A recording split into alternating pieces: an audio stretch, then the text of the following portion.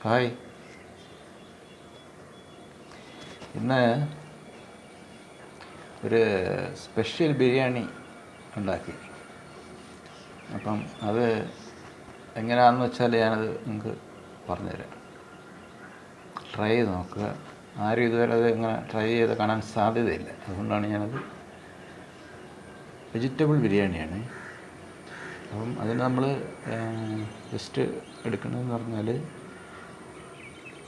ബസ്മതി ഉണ്ടല്ലോ, നമ്മുടെ ബസ്മതി റൈസ്. അത് ഓരോരുത്തരുടെ ഇഷ്ടം അനുസരിച്ച് നിങ്ങൾക്ക് ഇഷ്ടമുള്ള റൈസ് ഏതാണെന്ന് വെച്ചാൽ എടുക്കുക.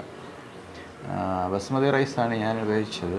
പിന്നെ ഞാൻ അല്ലാതെ ഇടയ്ക്ക് മിക്കവാറുമൊക്കെ ഉപയോഗിക്കുന്നു, വല്ലപ്പോഴേ ബസ്മതി റൈസ് വാങ്ങാറുള്ളു. പിന്നെ അതല്ലെങ്കിൽ വേറൊരു ഈ പൊന്നി എന്നും പറഞ്ഞ് ഉണ്ടല്ലേ, ഈ ചോറ് വയ്ക്കുന്ന ഒരു അരിയുണ്ട്. പക്ഷെ അതിനകത്ത് ഈ പൊന്നി 2-3 ടൈപ്പ് ഉണ്ട്. അത് ഈ ഫ്രൈ റൈസിനൊക്കെ പറ്റിയ, ബിരിയാണിയൊക്കെ ഉണ്ടാക്കാൻ പറ്റിയ ഒരു റൈസ് പൊന്നിയിലും ഉണ്ട്. ചെറിയ റൈസാണ്, കുറച്ച് വെളുത്ത ഒരു റൈസ്. അപ്പം അത് നല്ലതാണ്. അത് ഞാൻ മിക്കവാറും ദിവസങ്ങളിൽ അത് ഉപയോഗിക്കാറുണ്ട് ഫ്രൈ റൈസ് ഉണ്ടാക്കുന്നതിന് വേണ്ടിയത്. പക്ഷേ ഇത് ഇന്ന് സ്പെഷ്യലായിട്ട് ഉണ്ടാക്കിയെന്ന് പറഞ്ഞാൽ ബസ്മതി റൈസ്. പിന്നെ അതിനകത്ത് എടുത്തിരിക്കുന്ന സാധനം എന്ന് പറയുന്നത് നമ്മുടെ സോയാബീനില്ലേ, സോയാബീൻ. ഞാൻ പറയാൻ കാരണം എന്ന് പറഞ്ഞാൽ സോയാബീന് പൊതുവെ ആരും അങ്ങനെ കറിയൊക്കെ വയ്ക്കും, പക്ഷേ ബിരിയാണി ഉണ്ടാക്കി നോക്കിയിട്ടുണ്ടാകത്തില്ല. പക്ഷേ ഇത് ഞാൻ മിക്കവാറൊക്കെ ഉണ്ടാക്കുന്ന ഒരു സംഭവമാണ്. അപ്പോൾ ഞാൻ ജസ്റ്റ് ഒന്ന് പറഞ്ഞു തരാമെന്ന്. നല്ല ടേസ്റ്റിയാണ് സംഭവം. അപ്പോൾ ഇത് നമുക്ക് ചെയ്യാമെന്ന് പറയുന്നത്, നമ്മൾ സാധാരണ ജസ്റ്റ് ബിരിയാണി വയ്ക്കാനായിട്ട് ഉണ്ടാക്കുന്നത് പോലെ ബസ്മതി റൈസ് നിങ്ങളുടെ ആവശ്യത്തിന് എത്ര ഗ്ലാസ്സാണോ അതെടുക്കുക. അപ്പോൾ ഒരു ഗ്ലാസ്സിന് 1.5 ഗ്ലാസ് വെള്ളം. അതൊക്കെ അറിയാമല്ലോ, അതൊക്കെ എല്ലാവർക്കും അറിയാവുന്ന കാര്യമാണ്. അപ്പോൾ അതെടുത്തിട്ട് നമുക്ക് അതിനകത്ത് വേണ്ടുന്ന പട്ട, ഏലക്ക, ഗ്രാമ്പു ഇതെല്ലാം ഇടുക. എന്നിട്ട് ഈ ഉള്ളി, സവോള ഉള്ളിയും പിന്നെ നമ്മുടെ ചെറിയ ഉള്ളിയും കൂടെ കുറച്ച് അരിഞ്ഞതിട്ട്, സ്പെഷ്യലായിട്ട് എടുക്കുന്നതാണ് ഈ ചെറിയ ഉള്ളി, ടേസ്റ്റിന് വേണ്ടി നല്ലത്. അപ്പോൾ അത് ഇട്ടൊന്ന് വഴറ്റി എടുക്കണം. അത് വഴറ്റിയതിന് ശേഷം അതിനകത്ത് ടൊമാറ്റോ, നല്ല പഴുത്ത ടൊമാറ്റോ ഉണ്ടെങ്കിൽ ഒരു 2 ടൊമാറ്റോയും കൂടെ എടുക്കുക. ഒരു 2 ടൊമാറ്റോ എന്നൊക്കെ ഞാൻ പറയുന്നത് ഒരു 2 ഗ്ലാസ് അരിയിട്ട് വയ്ക്കുന്ന ചോറിന് വേണ്ടിയുള്ളതാണ്. അപ്പം കൂടുതൽ ക്വാണ്ടിറ്റി എടുക്കുന്നത് അതനുസരിച്ച് ക്വാണ്ടിറ്റി കൂടെ എല്ലാം കൂട്ടും. അപ്പോൾ അങ്ങനെ അത് എടുത്തിട്ട് അതെല്ലാം ഇങ്ങനെ നല്ലോണം വരുന്ന സമയത്ത് ഈ അരി ഇട്ടിട്ട്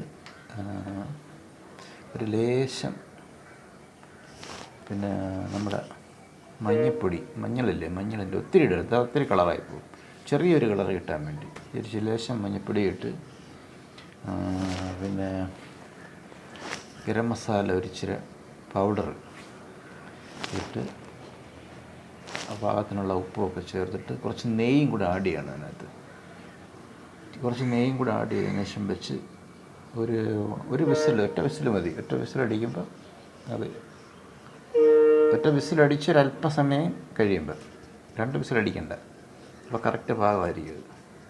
അപ്പോൾ അങ്ങനെ എടുത്തതിന് ശേഷം പിന്നെ ജസ്റ്റ് നമുക്ക് ഇപ്പം സോയാബീൻ ചെയ്യുന്നതെന്ന് പറഞ്ഞു കഴിഞ്ഞാൽ, സോയാബീന് നമുക്ക് ആവശ്യത്തിനുള്ള സോയാബീൻ എടുത്തിട്ട് കുറച്ച് വെള്ളം വെച്ച് അതിനകത്ത് ഇച്ചിരി ഉപ്പ് ഇട്ടിട്ട് അതിനെ ഒന്ന് വെച്ച് ചെറിയൊക്കെ ഒന്ന് കലക്കിയതിന് ശേഷം വെച്ചിട്ടൊന്ന് ബോയിൽ ചെയ്തെടുക്കുക. ജസ്റ്റ് ഒന്ന് ബോയിൽ ചെയ്യണം. ബോയിൽ ചെയ്ത് പിന്നെ ഒത്തിരി ഇതാക്കരുത്, അല്ലാതെ ഇതായിപ്പോകും. ജസ്റ്റ് ഒന്ന് ബോയിൽ ചെയ്താൽ മതി.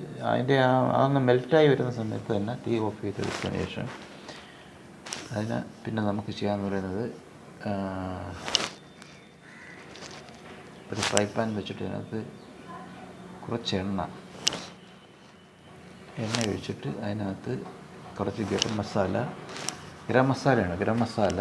മഞ്ഞൾ പൊടി, പെപ്പർ, കുരുമുളകിൻ്റെ പൊടി, മറ്റേ ചുവന്ന മുളക് വേണ്ട, കുരുമുളകിൻ്റെ പൊടി, മഞ്ഞൾ, പെപ്പർ, ഇത് 3 ഇതിട്ടിട്ട് ഒന്ന്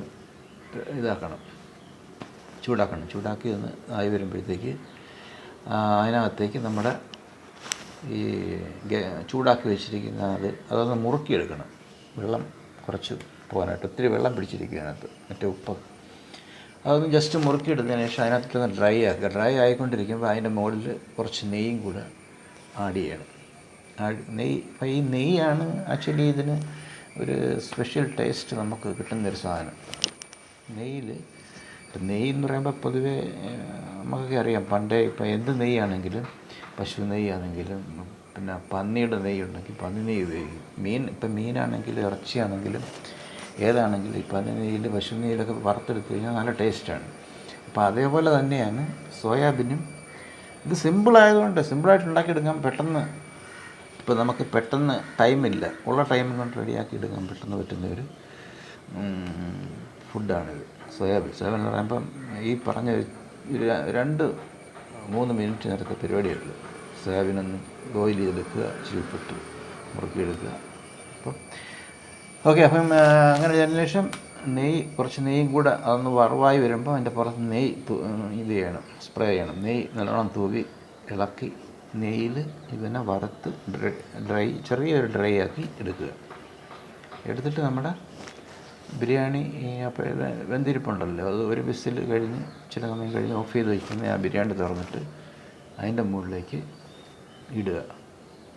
ജസ്റ്റ് അതിൻ്റെ മുകളിലേക്ക് ഇട്ട് ജസ്റ്റ് ഒന്ന് ചെറുതായിട്ടൊന്ന് ഇളക്കി അതിന് ശേഷം മല്ലിച്ചപ്പ്, പുതിനയില അതിൻ്റെ മുകളിൽ കുറച്ച് വിതറണം. എന്നിട്ട് സവോള വറുത്ത് കോരി ഇരിപ്പുണ്ടെങ്കിൽ അതിൻ്റെ മുകളിൽ കുറച്ചിടുക ടേസ്റ്റിന് വേണ്ടി, ഇല്ലെങ്കിൽ അത് കുഴപ്പമില്ല. എന്നിട്ട് കുറച്ച് നെയ്യും കൂടി തൂവിയതിന് ശേഷം ദം ചെയ്യാനായിട്ട് വയ്ക്കുക. കുക്കർ അടച്ചിട്ട് ജസ്റ്റ് ഒരു ജസ്റ്റ് ഒന്ന് ഫ്ലോ കൂട്ടി ഒരു 5 സെക്കൻഡ് മതി. ജസ്റ്റ് ഒന്ന് ഇതിൻ്റെ ആവി ഒന്ന് ജസ്റ്റ് മുകളിൽ കിട്ടണം, ദമ്മാകാൻ വേണ്ടി മാത്രം. ആ ദമ്മായി കഴിഞ്ഞപ്പോഴേ ഇറക്കി വെച്ച് കഴിഞ്ഞാൽ നല്ല ടേസ്റ്റ് ബിരിയാണി.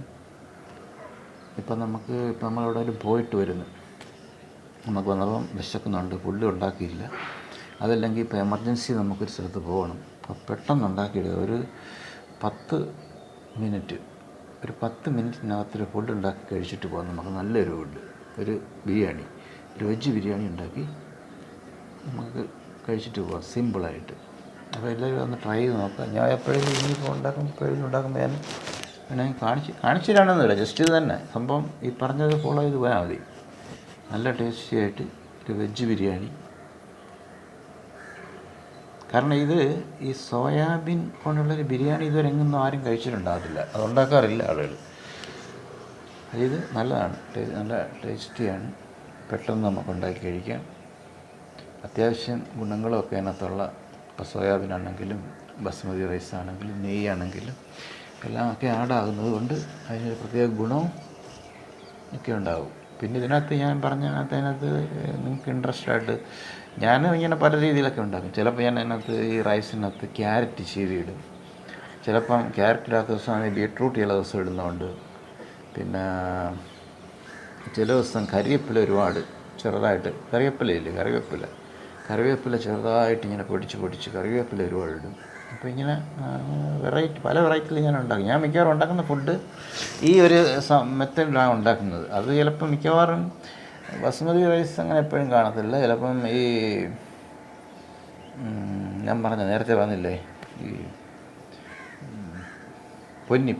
പൊന്നിയുടെ ഒരു കുറച്ച് നല്ല കാണാൻ നല്ല ഒരു അരിയുണ്ട്, ചെറിയ വലിപ്പം കുറഞ്ഞ കുറച്ച് വെള്ള കോഴികൾ, നല്ല ടേസ്റ്റിയാണ് ആ സാധനം. ഫ്രൈഡ് റൈസൊക്കെ ഉണ്ടാകാൻ നല്ലതാണ് ആ റൈസ്. അതിന് വിലയും കുറവാണ്. മറ്റേ ഈ ബസ്മതി റൈസിന് 150 ഉണ്ടെങ്കിൽ ഇതിന് 35 രൂപയൊക്കെ ഉള്ളു.